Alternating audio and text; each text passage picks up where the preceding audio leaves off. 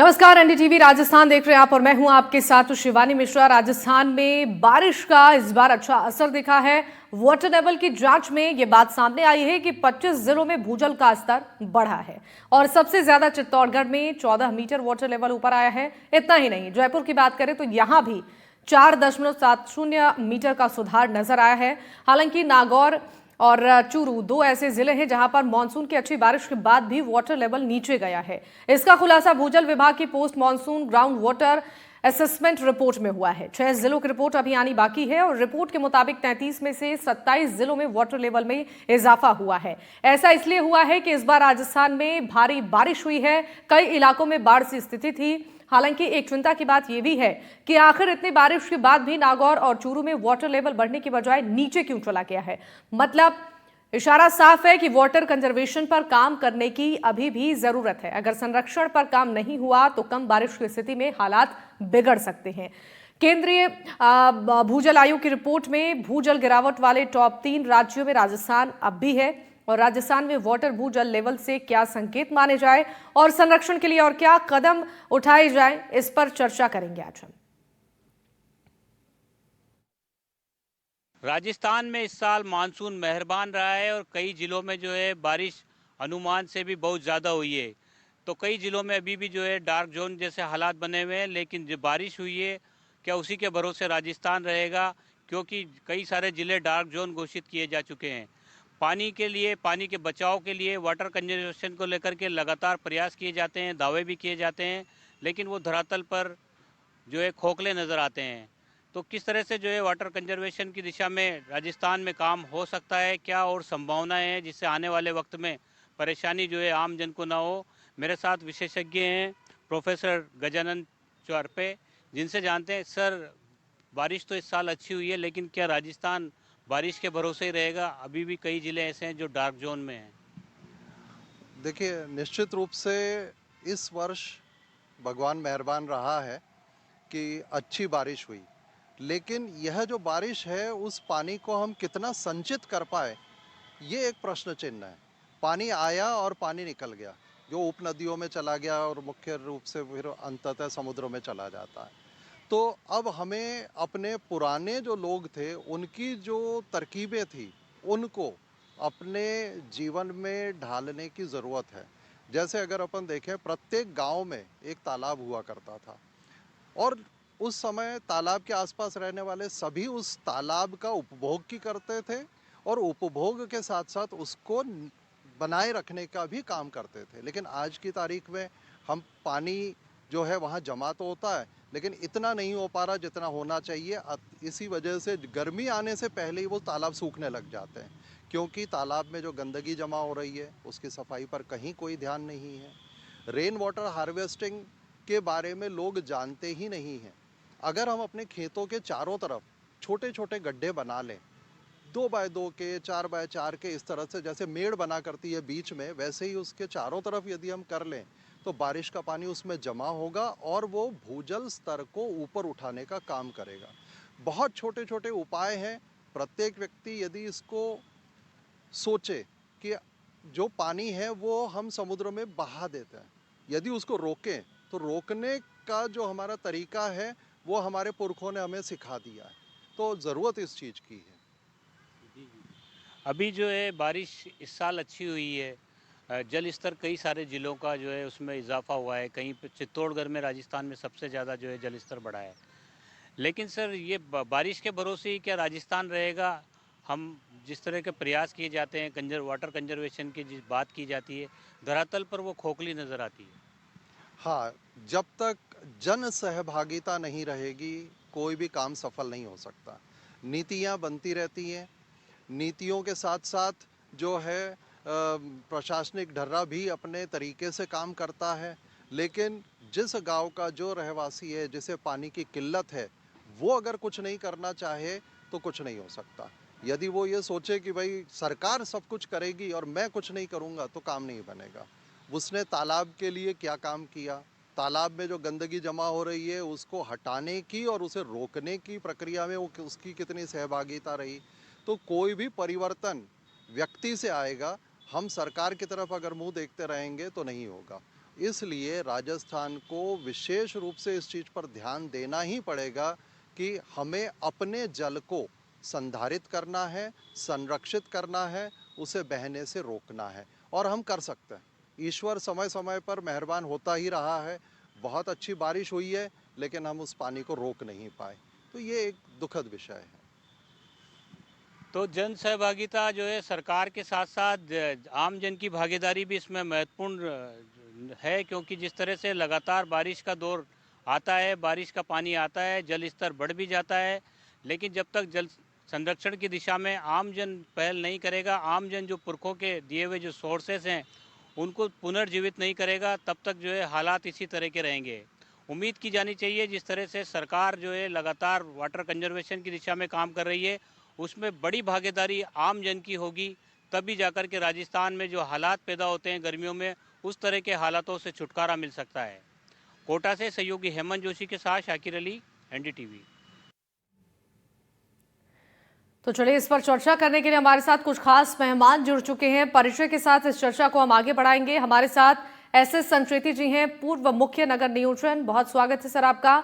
हमारे साथ मनोहर सिंह राठौड़ जी जुड़ चुके हैं, जल विशेषज्ञ, आपका भी बहुत स्वागत है। हमारे साथ ठाकुर दास जी हैं, रिटायर्ड उप सचिव, आपका भी बहुत स्वागत है। मनोहर जी से शुरुआत करना चाहेंगे। मनोहर जी, ये जो रिपोर्ट सामने आई है, भूजल स्तर कई जिलों में बढ़ा है, लेकिन कई जिलों में भूजल स्तर घटना एक खतरे का संकेत नजर आ रहा है। किस तरीके से इस पर काम करने की जरूरत है ताकि किसानों को परेशानी ना हो, सिंचाई के लिए उचित व्यवस्था यहाँ पर पानी की हो? ये जरूरी नहीं है कि बरसात हो और भूजल बढ़े, ऊपर आए।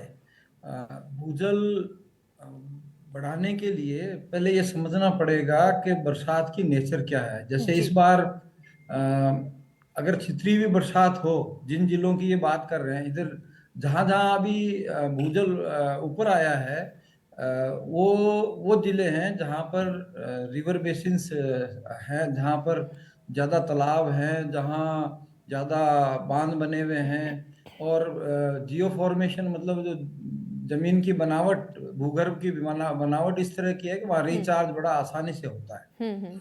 अब अगर आप जिन जिलों को छोड़ रखा है, जिनकी अभी रिपोर्ट नहीं आई है, वहां पर एक तो बारिश का जो नेचर था वो बिल्कुल भिन्न था, कि वहां खंड खंड बरसात हुई, एक साथ एक जगह कैसा ऐसा नहीं हुआ कि सब जगह एक सी बरसात हो। और फिर नीचे हार्ड रॉक है, नीचे पत्थर है, तो वहां रिचार्ज होगा या नहीं होगा, ये इस पे निर्भर करता है कि उसके अंदर नीचे का भूगर्भ कैसा है। तीसरी बात ये है कि जब अभी जैसे एक्सपर्ट कह रहे थे कि तालाब जो हैं वो उन पे हमें काम करना चाहिए, उससे रिचार्ज होगा। तालाब, दो तरह के तालाब होते हैं। एक होता है वाटर इंपाउंडिंग, जो पानी को ऊपर ही रखता है, जमीन के नीचे नहीं जाने देता, और दूसरे होते हैं वाटर रिचार्जिंग के। तो रिचार्ज वाले तालाब अलग तरह के होते हैं, उसका पैंदा फूटा हुआ होता है, उसमें नीचे जाने की गुंजाइश होती है, और नीचे फॉर्मेशन ऐसा होता है जिसमें जा सकता है। और हमारे जो तालाब वेस्टर्न राजस्थान में बनाए हैं नीचे, क्योंकि खारा पानी है, तो वो सारे इंपाउंडिंग स्ट्रक्चर है, रिचार्ज स्ट्रक्चर नहीं है। वहां पानी संजोया जाता है लंबे समय तक यूज करने के लिए। तो एक ये कारण है। तो इसलिए आपको अगर तालाब में पानी रोकेंगे तो भी भूजल ऊपर आए, इसकी कोई गारंटी नहीं। तो कहाँ से आएगा? ये आएगा जो हमारा वाटरशेड डेवलपमेंट प्रोग्राम जो चलाया था, उसमें वैज्ञानिक होते हैं, लोगों की भागीदारी भी होती है, पंचायत की भी जिम्मेदारी है। ये सब मिलके जब काम करें तब जाके कहीं भूजल ऊपर आए और फिर उपयोग पे कटौती लगे। ये समझ में आए कि हमें उसका उपभोग कैसे करना है। जमीन से पानी, एक तो भूजल और सतही जल ये अलग अलग नहीं है। वो सतही जल, बरसात का जल आके अगर ऊपर रोक लिया तो सतही जल हो गया, और नीचे जाने दिया तो भूजल हो गया। पानी वही है। और नदी में जब पानी चलता है तो वो दोनों काम करता है, वो सतही जल भी रहता है और भूजल भी, हमारे सारे आसपास के कुओं भी रिचार्ज करता है, और बेस फ्लो से ही नदियां चलती है। तो इसलिए अगर वाटरशेड का अच्छा प्रोग्राम काम करेंगे, लोगों की भागीदारी होगी, तब हम हमारे भूजल की जो समस्या है उसका कुछ निवारण कर सकेंगे। बिल्कुल सही कहा आपने। हमारे साथ राजेश कृष्ण सिद्ध भी जुड़ चुके हैं, पर्यावरणविद है। बहुत स्वागत है राजेश जी आपका। राजेश जी, आपसे ये जानना चाहेंगे, देखिए जो संरक्षण हो रहा है, लेकिन आगे ज़रूरत और भी ज़्यादा है भूजल संरक्षण की। माइक्रो इरिगेशन स्कीम की बात की जाए तो ये काफ़ी कारगर रहा, लेकिन अभी इस पर कितना काम करने की ज़रूरत है, ताकि अभी जो बाकी ज़िलों की रिपोर्ट आनी तो बाकी है, लेकिन फिलहाल 2 ज़िले जहाँ पर वाटर लेवल कम है वहाँ पर इसे मेंटेन किया जाए। धन्यवाद। सभी वक्ताओं ने अच्छी बातें कही हैं। हमको रिचार्ज करने की बात सोचनी चाहिए। बिल्कुल। सबसे बड़ी बात यह है कि वाटर लेवल हमारे ऊपर वाला मेहरबान रहा है, अब की बारिश अच्छी हुई है। उसके बावजूद भी ये जो आंकड़े हैं इन पे मैं इत्तेफाक नहीं रखता। ये भी अभी उतना भूजल नहीं रिचार्ज हुआ जितना होना चाहिए जी। हमारे जितने भी वाटर के जो रास्ते थे, पर्यावरण की दृष्टि से जितने भी जल जंगल जमीन के जो रास्ते थे, जो हमारे बांधों के रूप में आते थे, जैसा अभी पूर्व वक्ता ने भी कहा कि सतही लेवल से जो होता है, केवल जो पॉन्ड्स बना रहे हैं आज, एनीकट की जो कल्चर चला है, उसके बजाय तालाब और झोड़ कल्चर जो था हमारा पुराना, वो ज्यादा सफल कंसेप्ट है। उस कंसेप्ट पे हमको जाना पड़ेगा और उसी के हिसाब से जो पहाड़ों से पानी आते थे, जिनके हमने रास्तों का अवरुद्ध कर दिए असलियत में, उससे जो हमारी जो नाड़ियों के जो एक तरह से वेन सिस्टम्स है वो रिचार्ज होती है, तो पूरी नदियां रिचार्ज होती हैं। और उन नदियों को रिचार्ज होने से सतही जल के साथ साथ वो भूजल को दोबारा से कन्वर्ट करता है। उस भूजल की जो परंपरा है उसको हमने खत्म की है अतिक्रमणों के माध्यम से। वहीं दूसरी ओर जो हमारा डेवलपमेंट हो रहे हैं और जिसके माध्यम से बड़ी बड़ी सोसाइटीज बन रही हैं, उन सोसाइटीज में जो वाटर रिचार्ज का जो कंसेप्ट सरकार ने तो बनाए हुए हैं नियम तो, लेकिन उसके बावजूद भी उनमें किसी में भी water recharge, rain water harvesting system हो या एसटीपी लगाने के जो प्रावधान हो, उनका खुले रूप से उल्लंघन हो रहा है। उनका जब तक दोहन नहीं रोका जाएगा तब तक हमारे लोगों को वापस पुनः हमारा जो पानी का रिचार्ज है, हमारा डेबिट बढ़ता जा रहा है। हम जितना ले रहे हैं उससे 200% वाटर ज्यादा ले रहे हैं और हम रिचार्ज नहीं कर रहे 1% भी। पिछले 30 साल का जो रिकॉर्ड निकालोगा, बारिश का रिकॉर्ड तो अब के तो और ज्यादा अच्छी ऊपर वाले ने कृपा करी है, लेकिन बारिश इतनी कम नहीं हुई पिछले 30 सालों में भी। लेकिन हमारा जो ओवरड्राफ्ट हो रहा है पानी का, उस ओवरड्राफ्ट को हमको रोकने के लिए सरकार को सख्त कदम उठाने पड़ेंगे। और अभी पिछले कुछ दिनों में सुप्रीम कोर्ट ने बहुत बड़ा फैसला दिया था अब्दुल रहमान वाले मामले में, कि हमारे जो वाटर जो कब्जे हो गए उन कब्जों को खाली कराया जाए। और उस कब्जे खाली होंगे तो निश्चित रूप से वाटर चार्ज होगा, रिचार्ज अपने प्रकृति खुद ही अपने आप में रिचार्ज कर लेगी। उससे छेड़छाड़ हमने किए, उनके रास्ते हमने बंद कर दिए, जोड़ों को, हमारे बांधों का, उनकी जो पेटा कास्ट होती थी और पेटा कास्ट पद्धति खत्म हो गई है। और केवल पानी भरने से काम नहीं चलता, उसमें नीचे सिल्ट आ जाती है, वो नीचे रिचार्ज नहीं कर पाती। तो समय समय पर उन जोड़ों की सिल्ट भी निकालनी पड़ेगी और उन सिल्ट के खत्म करके हम दोबारा से रिचार्ज करें। तब चारों तरफ हमको कार्यक्रम चलाने पड़ेंगे, एक तरफ से कार्यक्रम नहीं चलेगा। वाटर शेड का कार्यक्रम अच्छा है, वहीं हमको पोल्यूशन विभाग को सख्त करना पड़ेगा कि जो नई सोसाइटीज में जो एसटीपी नहीं लग रही है, रेन वाटर हार्वेस्टिंग सिस्टम नहीं हो रहा है, उनमें सख्ती से जब तक पालन नहीं होगा तब तक हमारी केवल ये बातें हमारे ऊपरी ऊपरी रह जाएंगी। ये बात आपने सही कही है। संचिति सर, आपसे इस पर जवाब लेना चाहेंगे। एक्सपर्ट्स ये कह रहे हैं कि रेगिस्तान में शहरीकरण बढ़ा है, भूजल रिचार्ज वाला क्षेत्र अब धीरे धीरे कम होता जा रहा है, लेकिन एक चिंता का विषय है, इस साल अच्छी बारिश हुई है, लेकिन हर साल अच्छी बारिश अगर नहीं होती है तो परेशानियां सबसे ज्यादा देखने को मिलेंगी।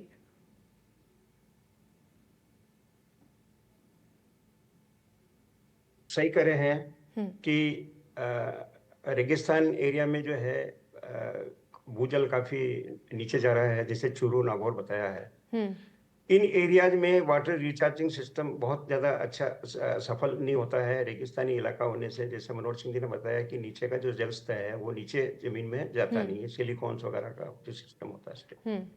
राजस्थान को अगर आप देखें वाटर की दृष्टि से तो वेस्टर्न राजस्थान 60% राजस्थान का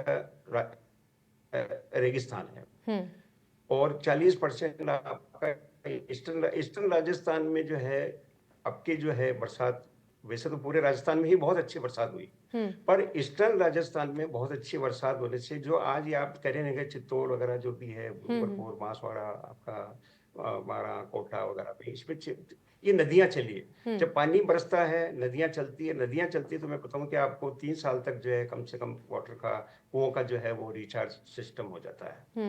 तो इसमें सबसे बड़ी चीज है कि ये सब चीजें तो होती है, पर होती कितनी? आप देखेंगे स्टेट लेवल पे आपकी जो है अंडरग्राउंड वाटर की या वाटर कंजर्वेशन की बनना चाहिए। सेकंड लेवल आपका रीजन का आता है कि उस रीजन में, तो रीजन में क्या होता है, नदी, नाले, तालाब, ये वाटर रिचार्जिंग के सोर्स है। वाटर, नदी, नाले, तालाब, नए तालाब बनाना, पुराने तालाबों का कंजर्वेशन, बड़ी लेक्स वगैरह, जो पुराने जमाने में राजा महाराजाओं ने जो लेक्स बनाई, आज वो जी। काफी वाटर कंजर्वेशन करके। आपका आता है सिटी लेवल। अब सिटी लेवल में आप ये सोचें कि सिटी लेवल में पानी की कंजम्पशन बहुत है। एक तो इंडस्ट्री का, एक लोकल कंजम्पशन, रेजिडेंशियल कंजम्पशन, ये इतना पानी का कंजर्वेशन आपका कंजम्पशन है कि आपको पानी की जरूरत होती है, पानी के सोर्स है नहीं। तो टाउन लेवल पे आप ये देखिए, राजस्थान में 297 के करीबन जो है वो टाउन्स है। उनमें क्लास 1 टाउन जो है आपके जो है जयपुर वगैरह मेट्रो है, 5 मेट्रो है और क्लास 1 के। तो इन टाउन्स में जो है बड़े शहरों में फिर भी आपको जो है के लिए गवर्नमेंट ने, यूडीएस वगैरह डिपार्टमेंट ने कंजर्वेशन के लिए rain water harvesting, roof water harvesting, इसका एक जो है एक्ट में प्रावधान किया।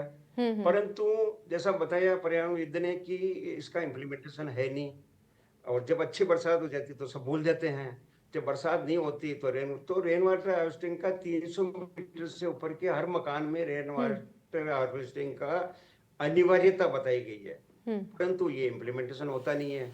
इसी तरह से आपके हर शहर में आपको तालाब मिलेंगे, हर शहर में छोटे तालाब, बड़े तालाब, लेक्स मिलेंगे, और जिन नालों से होके उनमें जो है पानी जाता है वो नाले भी क्लीन होने चाहिए। जैसे जयपुर में रामगढ़ बंधा, रामगढ़ में आपके कैचमेंट एरिया में सारे एनक्रोचमेंट हो गए, नाले को सबको अवरुद्ध कर दिया। इसकी वजह से आज आप देख लो 15-20 सालों से पानी वहां पर आता ही नहीं है। तो सिटी लेवल पे जो है आपके नदी, नाले, तालाब है, उनका कंजर्वेशन बहुत जरूरी है। बिल्कुल बिल्कुल। तीसरा आता है आपका सेक्टरल लेवल पे कि आज आप कॉलोनीज बसा रहे हैं।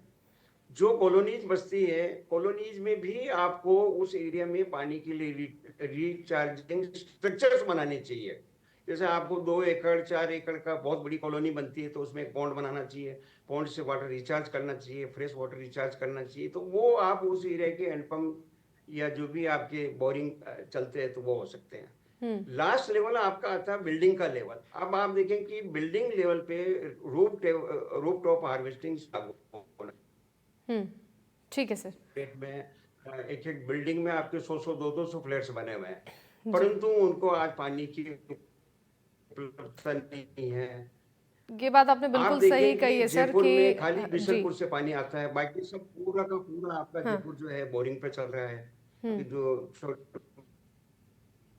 ठीक है सर। जरूरी है कि आपको फ्लशिंग में, जैसे फ्लशिंग में आपको जो है फ्रेश वाटर को यूज नहीं करना चाहिए, इसी तरह वाटर को हर तरह से आपको कंजर्व करना चाहिए। बिल्कुल, यानी कि सबकी जिम्मेदारी बनती है वाटर हार्वेस्टिंग सिस्टम का। हर सोसाइटी में अगर व्यवस्था की जाती है तो जल संरक्षण में काफी मदद मिलेगी। ठाकुर साहब, आपसे जानना चाहेंगे इसमें सरकारों की कितनी भूमिका की जरूरत है, इस पर ध्यान देने की, लोगों को कितना जागरूक करना जरूरी है कि बारिश के पानी को संरक्षित करना, ताकि किसानों की फसलों की बर्बादी ना हो। पानी का रिचार्ज कम हो रहा है और दोहन ज्यादा हो रहा है, यानी कि आमदनी 98, खर्चा रुपया। बिल्कुल। और दूसरी बात कि जो रिचार्ज हो रहा है वो सिर्फ 7-8 मीटर तक हो रहा है, जितनी अच्छी बरसात पड़ी है, नीचे रिचार्ज नहीं हो रहा है, जबकि पानी हम करीब 100 मीटर नीचे से ले रहे हैं, इतना नीचे तक पानी चला गया। तो उसको सुधारने के लिए अभी मुख्यमंत्री जी ने 45,000 रिचार्ज शाफ्ट बनाने की घोषणा की थी। उसके तहत केंद्रीय मंत्री हैं पाटिल साहब, उनके कोई संपर्क में हैं कुछ गुजराती लोग जिनकी मातृभूमि राजस्थान है और कर्म भूमि उनकी गुजरात है। उन्होंने मिलकर अभी करीब 200 रिचार्ज शाफ्ट बनाई हैं अपने खर्चे से। गवर्नमेंट का इसमें कुछ भी नहीं है, क्राउड फंडिंग से सारा हुआ है। उसका रिचार्ज शाफ्ट का काम ये होता है कि वो नीचे तक जाती है, वो नीचे जाके, और जो पानी का रिचार्ज होता है वो नीचे तक जाएगा, 100 मीटर तक, 150 मीटर तक भी पानी नीचे जाएगा, ताकि उसका रिचार्ज ज्यादा हो। तो ये सिस्टम उन्होंने लागू किया है अभी। अब देखते हैं वो कितने, वो 45,000 में कितने रिचार्ज शाफ्ट बन पाती हैं। बाकी सरकार ने काफी इसमें योजनाएं कर रखी हैं। एक सेंट्रली स्पॉन्सर्ड स्कीम है, अटल भूजल योजना, उसके तहत भी केंद्र सरकार काफी पैसा दे रही है, जिससे उसके तहत में काफी काम चल रहा है। इसमें पंचायत डिपार्टमेंट भी है, रूरल डेवलपमेंट डिपार्टमेंट भी है, वाटरशेड डिपार्टमेंट भी है। इसमें कई तरह के डिपार्टमेंट इन्वॉल्व होते हैं। तो इसमें पूरा मॉनिटरिंग किसी एक डिपार्टमेंट को दे दिया जाए, अगर जैसे ग्राउंड वाटर डिपार्टमेंट है, उसको अगर दे दिया जाए मॉनिटरिंग करने के लिए पूरा, तो मेरे ख्याल में उसमें काफी इंजीनियर्स हैं, काफी एक्सपर्ट्स लोग उसमें बैठे हुए हैं, तो वो काफी अच्छा कर पाएंगे। और ये ग्राउंड वाटर डिपार्टमेंट की ही रिपोर्ट है कि सब जगह वाटर लेवल हुआ है, परंतु वो वही 7-8 मीटर तक ही होता है। चूरू नागौर वगैरह में तो पहले कई पुराने, जैसा बताया लोगों ने, कि भाई टांके होते थे, तालाब होते थे, और इस तरह से वो पूरा साल उन टांकों का पानी पीते थे। वाटर हार्वेस्टिंग, रूफ टॉप का पानी, जो छत का पानी आता है, उसको भी कंजर्व करना चाहिए। वाटर हार्वेस्टिंग सिस्टम के बारे में काफी लोगों को पता नहीं है, और जिनको पता है, एक्ट में प्रोविजन है, बावजूद उसकी वो कह रहे हैं कि पालना नहीं हो रही है। तो वाटर जो हार्वेस्टिंग सिस्टम को भी मजबूत करना चाहिए, जिससे कि पानी और चार्ज ज्यादा हो। और जहां जहां पर भी वाटर हार्वेस्टिंग सिस्टम है, वहाँ रिचार्ज शाफ्ट बहुत जरूरी है, और बहुत ज्यादा खर्चा भी नहीं है। वो जो वाटर हार्वेस्टिंग सिस्टम बनाएगा, वो अपना ये भी कर सकता है, जिससे कि पानी काफी नीचे जाए। बिल्कुल सही कहा। मेरा मतलब ये है कि भाई इस तरह से सरकार को भी इसमें विचार करना चाहिए। और ठीक है, एक बार राजेश जी के पास चलते हैं। राजेश जी, देखिए, कोशिश जिस तरीके से हो रही, पानी की शिद्दत घटाकर खेती की कोशिश, फव्वारा सिंचाई पद्धति अपनाया जा रहा है, वाटर गन से कम समय में खेत में सिंचाई हो रही है, लेकिन एक बड़ी परेशानी तब सामने आएगी जब इस तरीके की अच्छी बारिश हर साल अगर राजस्थान में नहीं होती है, तो वाटर लेवल जिस तरीके से घट रहा है, एक कितनी बड़ी चुनौती नजर आएगी राजस्थान के सामने। राजस्थान में जो किसान हैं, उनके सामने उनकी फसलों की बर्बादी कितनी होगी? ये बहुत बड़ी चुनौती है, और सभी वक्ताओं ने अपनी अपनी अच्छी बात कही है। जैसे वाटर शाफ्ट बनाने की बात है, पुराने शहरों में ऑलरेडी पुराने कुएं हैं जो लगभग खत्म हो गए। अगर उनको पुनर्जीवित की जाए तो वाटर शाफ्ट की बहुत बड़ी मदद मिलेगी। और उसी के साथ कानून की पालना अगर सख्ती से करा ली जाए, तो शहर स्तर पर, सिटी स्तर पर जो पेयजल की समस्या है, उसमें बहुत बड़ी हमको राहत मिल जाएगी। क्योंकि एसटीपी की, अगर हर सोसाइटी में अगर एसटीपी लग जाता है, तो हमारा 70 से 75% जो पानी है, जो हमारा फ्लैश के माध्यम से और अन्य माध्यम से जो खर्च खराब हो रहा है, वो ग्रीनरी में यूज होगा। और ग्रीनरी में यूज होने से वो वाटर दोबारा बरसात और अच्छी हमारे को प्राप्त होगी। क्योंकि हर सोसाइटी के लिए ग्रीनरी भी अनिवार्य है और एसटीपी भी अनिवार्य है, लेकिन उसकी पालना नहीं होने की वजह से दिक्कत आ रही है। और दूसरा, रेन वाटर हार्वेस्टिंग सिस्टम का जो स्ट्रक्चर है, एनजीटी भी बार बार इनको कह चुके, उनको एनजीटी का पालना हो सख्ती से, कानून के स्तर पर भी, सामाजिक स्तर पर भी। और हमें मानवीय स्तर पर इसको बहुत सोचना पड़ेगा कि अगर हम सब चीज तो एकत्रित कर रहे हैं, अगर हमारे पास पानी नहीं रहेगा तो हम किस चीज का डेवलपमेंट कर रहे हैं? ये सब डेवलपमेंट मायने है, जल बिन सब शून्य है, जो हमारा नारा है वो भी हमारे उसकी ओर हम ले जा रहे हैं। हम जल संरक्षण करके, जल को संरक्षण करके कोई बड़ा काम नहीं कर रहे। अपने आप को संरक्षित करना है तो जल संरक्षित करना हमारे लिए बहुत अनिवार्य है। और उसके लिए दोनों तरफ से, कि कानूनी रूप से, कि जो अब्दुल रहमान लागू है, जितने भी बांध हैं, हमारे क्षेत्र हैं, जल क्षेत्र हैं, उनमें जो अतिक्रमण हुए उनको खाली किया जाए। और शहरी स्तर पर एसटीपी का और वाटर हार्वेस्टिंग स्ट्रक्चर का जो यूडीएच के जो नियम है, उनको सख्ती से अगर पालन कर ले, तो 10 साल में ही हमको बहुत अच्छे रिजल्ट नजर आ जाएंगे। क्योंकि 30 साल में जो उसके पीछे कारण यही है। ठीक है, संस्कृति सर, आपसे जानना चाहेंगे, लोगों को जागरूक करना इस वक्त कितना ज़रूरी है? सरकारों की कोशिश तो है ही, लेकिन ऐसे में लोगों को खुद भी जागरूक होना चाहिए, ताकि इस तरीके से अगर जल संरक्षित होता है तो आगे की परेशानियां कम हो। देखो, खाली सरकार के भरोसे ही सारे कुछ काम नहीं होते हैं। पब्लिक कोऑपरेशन या पब्लिक कंट्रीब्यूशन बहुत जरूरी है। अब इसमें एनजीओज वगैरह भी हो सकते हैं, इंडिविजुअल लोग भी हो सकते हैं, सोसाइटी भी हो सकती है। जैसे आज किसी स्कीम की सोसाइटी बन जाती है तो वो भी कंजर्वेशन में इन्वॉल्व हो सकते हैं। इंडिविजुअल आदमी अपने इंटरेस्ट के लिए नहीं काम करके, अगर आपको जैसे फ्लैट्स वगैरह में होता हूँ आपको ड्यूअल वाटर रिचार्जिंग सिस्टम हो जाएगा, ड्यूअल पाइपलाइंस बन जाए और उसमें टॉयलेट्स के लिए अलग हो, फ्रेश वाटर के लिए, तो ये इंडिविजुअल भी किया जा सकता है, सोसाइटी लिए भी किया जा सकता है। एनजीओज के लेवल पे बहुत बड़ा काम हुआ। मैं बताऊं आपको कि राजस्थान में उदयपुर में सारी लेक्स, इतनी सुंदर लेक्स थी, 8 या 9 लेक्स है, और सारी वाटर कंजर्वेशन अगर आपको देखना है तो उदयपुर में देखे कि 8-9 लेक्स एक दूसरे से जुड़ी हुई है और कोई वाटर आपका वहां का वेस्ट नहीं होता। उसमें एनजीओज का बहुत बड़ा रोल था, हालांकि हाई कोर्ट की डायरेक्शंस थे इसमें, परंतु फिर भी एनजीओज का इतना बड़ा रोल था कि उसमें एनजीओज के साथ फिर पब्लिक कंट्रीब्यूशन भी, आपका पब्लिक भी साथ आ गई। और आज आप उदयपुर की लेक्स को देखें तो इतनी सुंदर लेक्स हैं, पानी से लबालब भरी हुई है, पानी की कोई कमी नहीं है। और वो पानी आप देखें कि अल्टीमेटली आपको, जैसे आप कहते हैं ना चित्तौड़ का पानी रिचार्ज हुआ, तो ये सारा पानी यहाँ का उदयपुर का जो है वो चित्तौड़ की गंभीरी नदी से होते हुए चित्तौड़ में जाता है। और वहाँ की जो है ट्यूबवेल्स को है या अंडरग्राउंड वाटर को रिचार्ज किया जा रहा है और वो पानी अल्टीमेटली आपका चंबल में जाता है। तो कितना बड़ा एक पानी का सोर्स होते हुए कितना कंजर्वेशन आपका उस पूरे रीजन में आप ये देख सकते हैं। तो राजस्थान में जैसे मैं बताया कि इतना अर्बनाइजेशन है, 24.297% जो है अर्बन पॉपुलेशन है, और अभी 2050 तक बताते हैं कि 50% पॉपुलेशन अर्बन एरियाज में रह सकती है। बिल्कुल, ये बात आपने बहुत महत्वपूर्ण कही है सर, कि इसमें पब्लिक कंट्रीब्यूशन और कॉर्पोरेशन की बहुत ज़रूरत है ताकि आगे की समस्याओं का समाधान हो पाए। आप सभी मेहमानों का बहुत बहुत शुक्रिया इस चर्चा में शामिल होने के लिए। राजेश जी हमारे साथ थे, संचेती सर हमारे साथ थे, मनोहर सिंह राठौड़ हमारे साथ थे और ठाकुर दास हमारे साथ इस चर्चा में शामिल हुए थे। और इसी के साथ इस चर्चा में फिलहाल के लिए बस इतना ही। नमस्कार।